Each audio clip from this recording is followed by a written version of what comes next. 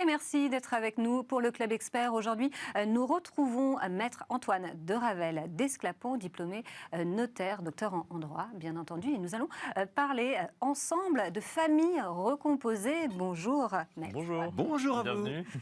Alors, comment protéger son conjoint et tirer le meilleur d'une loi qui n'est pas forcément très adaptée quand on est une famille recomposée? Bon, déjà, on va peut-être, même si tout le monde sait de quoi on parle, bien sûr, a priori, rappeler ce qu'est une famille recomposée. Alors vous avez raison, il faut déjà bien poser le débat et repartir dans notre enfance avec les contes de fées. Souvenez-vous, Cendrillon et Blanche-Neige sont des merveilleuses héroïnes, mais si elles ont un papa aimant, elles ont une belle-mère, une marâtre, comme on disait. Je me souviens bien, je ne sais pas Nicolas, mais Cendrillon... Ah bah oui. Et donc à partir de là, je comprends que Cendrillon, ça vous a marqué plus que Nicolas. Ah, si, j'aimais bien.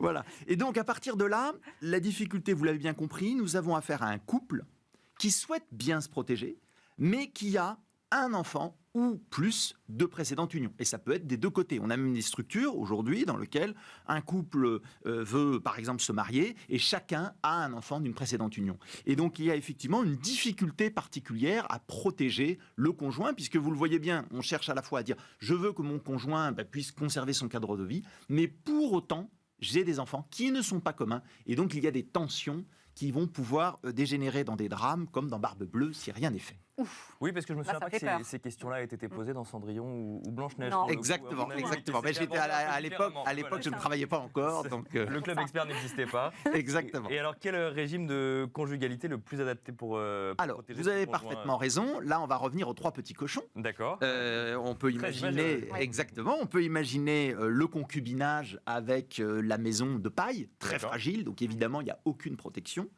Un petit peu mieux la maison de bois. D'accord. Donc là, on se protège un peu mieux du loup et notamment du prédateur fiscal, puisqu'il y a une exonération totale du conjoint survivant dans le cas du Pacs. Et qu'est-ce que c'est la maison de bois? Parce que du coup, la maison de paille, c'est le concubinage. La maison de pierre, donc le Pacs, et ensuite la maison de pierre, c'est bien évidemment le mariage. Donc oui, il faut se marier si on veut vraiment bien protéger son conjoint. Néanmoins, c'est là que ça devient compliqué, le Code civil n'est pas très bien fait là-dessus, puisqu'il reconnaît, en cas de mariage avec enfant non commun, 25% en pleine propriété. Donc vous voyez qu'on va doublement pénaliser, et le conjoint qui dit « Ah, mais c'est pas tout à fait ce que je veux, moi je voulais plutôt conserver un cadre de vie », il peut convertir ces 25% en pleine propriété sur la résidence principale, mais c'est pas tout à fait pratique, en réalité ce soit un peu plus étendu, ce qu'il veut. Et puis d'autre part, moi je me dis, si je protège avec 25% mon conjoint, je lèse mes enfants de 25%. Parce que ça ira vers mon conjoint qui, notamment à raison de sa propre réserve héréditaire, va transmettre à ses enfants, moins et pas mes enfants. Exactement. Voilà la difficulté. Donc la solution existe, ça s'appelle un testament. Dans lequel je vais le priver de son quart en pleine propriété pour lui reconnaître, au contraire, 100% en usufruit, pour qu'il ait de la jouissance sur l'ensemble du patrimoine. Donc on protège son conjoint avec cette dissociation nue-propriété usufruit. Exactement. Pour le temps de son vivant, mais exactement. À son décès, ça revient à mes enfants. Donc je lui dis, voilà, tu vas conserver tout le cadre de vie que tu connais aujourd'hui en usufruit. En plus, il est exonéré fiscalement, ça réduit la fiscalité de mes propres enfants, qui peuvent d'ailleurs être communs, partiellement, en tout ou partie avec mon conjoint. Et puis eux, ayant la nue propriété, sans fiscalité, sans formalité, ils recevront le patrimoine au décès de mon conjoint. Donc de l'usufruit sur mesure. Exactement. Et si je ne m'entends pas avec mes enfants et que je veux les punir, je peux même aller un peu plus loin, plus vicieusement, avec 25% en pleine propriété pour mon conjoint et 75% en usufruit. Je rappelle que seul le mariage, vous voyez la supériorité de cette maison des petits cochons, c'est pour ça qu'ils arrivent à bien se protéger du loup, seul le mariage permet de raboter la réserve héréditaire, parce que sinon les enfants vont dire, notamment dans le cadre d'un Pacs, « Ah mais nous sommes des héritiers réservataires, donc en pleine propriété, et l'usufruit ne nous plaît pas du tout, parce que nous voulons avoir nos droits maintenant. » D'accord. Et comment renforcer les pouvoirs? Alors là, on va aller chez Hansel et Gretel. Voilà, on va mettre une jolie petite maison, exactement, avec du pain d'épices. Il faut effectivement une société civile. Je m'explique. Si on a fait un démembrement, usufruit une propriété sur ma résidence principale, et que 15 ans plus tard, mon conjoint se dit ce n'est pas adapté, je veux changer parce que j'ai besoin de me rapprocher d'un enfant, parce que j'ai des besoins médicaux, je veux maintenant que tout soit de plein pied, etc. Eh bien, il va être malheureux parce qu'il ne peut pas vendre sans l'accord des enfants, qui sont les nues propriétés. D'où l'intérêt de la société civile, qui est cette maison de pain d'épices dans laquelle on va protéger le patrimoine, et je vais lui reconnaître statutairement la gouvernance, la gérance dans la société.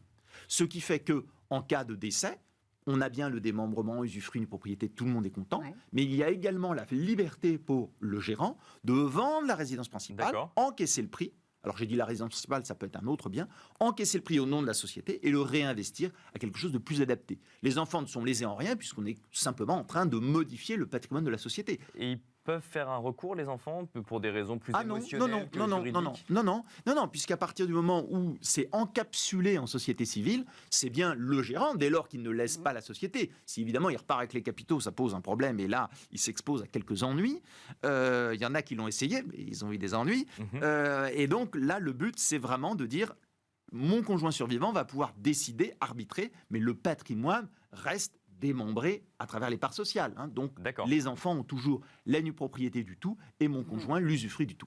Merci beaucoup, Maître Antoine de Ravel-Desclapon, donc docteur en droit et diplômé notaire, de nous avoir expliqué un petit peu ces enjeux de la famille recomposée quand on veut protéger son conjoint. C'est déjà la fin de Smart Patrimoine, un Smart Patrimoine avec un retour de Laura en plateau après 2 semaines où vous étiez à distance pour le coup. Un plaisir de vous retrouver en plateau. Un plaisir d'être là de nouveau. Et quant à nous, on se retrouve demain pour un nouveau numéro de Smart Patrimoine. À demain.